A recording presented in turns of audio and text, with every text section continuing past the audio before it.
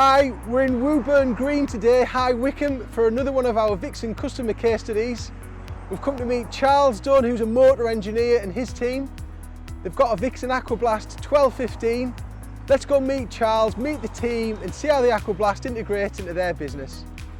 Okay, thanks Charles for the welcome first of all. So tell us about the business if that's okay. How long have you been established? What's the main function? What are you here for? I started in 1983 and I moved onto this industrial estate some 5 years later. Okay. We originally used to do just normal servicing and repairs.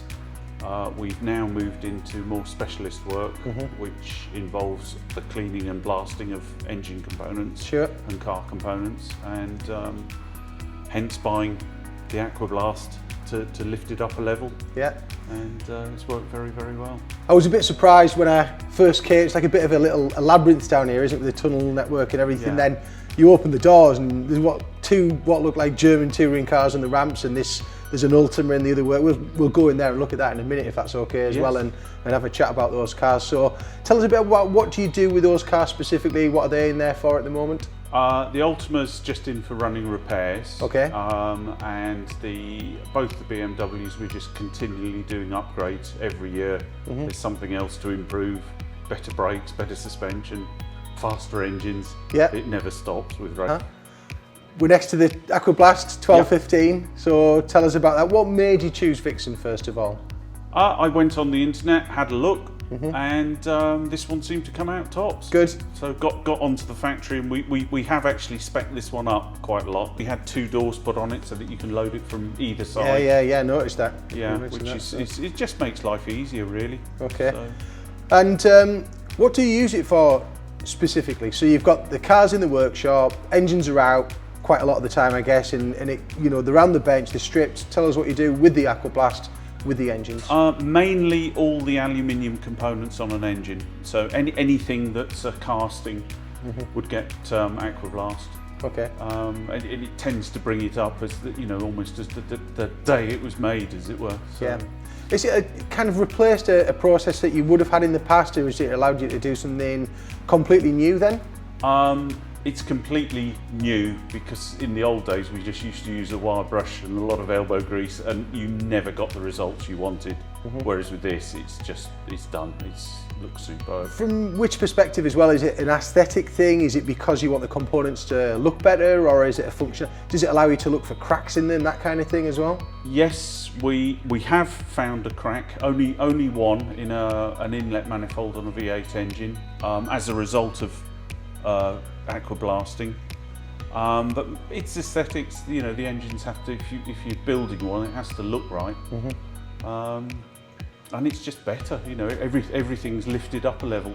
Get everywhere, don't they? Yeah. So when it comes to the Aquablast then, do your clients get involved in terms, do they actually see what you produce with the finish that the Aquablast gives? Are they aware of it? Do you get any comments from them in terms of the different finish that they might get on the component? Often the comment we get is, why did you replace that component? Wow, when it's been through the machine? Yeah, brilliant. Yeah. It comes up just like the day, if it's an aluminium casting, it comes up just like the day it was cast. And I guess, given that some of the stuff that you do with it's been sort of bordering on classic restoration as well, it just fits the bill perfectly, I'm assuming. It just makes it allows you to aesthetically produce something, component-wise, refine it, finish it, that you wouldn't have been able to do before as well, I guess. Definitely. All right, Charles, so without further ado, have you got anything that we can put in the Aquablast and process today? Is anything that we can look at? This is a front cover. Just needs cleaning. It's in a dreadful state, as you can see. Talk us through it. What's it from? How would you describe what's on there as well, and what needs to come off? It's off a BMW. It's just general, probably 100,000 mile old dirt and corrosion, etc., that you get on these components. And to put that on a completely refreshed engine is not ideal. No. It'll be a lot better when it's dealt.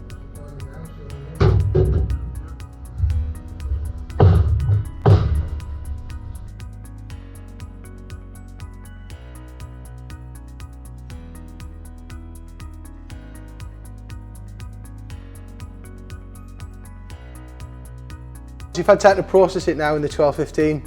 Talk to us about the finish, if that's okay. You know, what are you looking at? What were you looking for in particular, please? We're after a sort of a shiny finish that, when it's totally dry, that'll occur. Obviously, all the encrusted dirt has gone. The gasket faces are clean as well. It's just job done, and it you know, if you put that on a rebuilt engine, it looks like a new component. Yeah, it does, eh? Yeah, it's really, really good, and it didn't take that long to do. How long?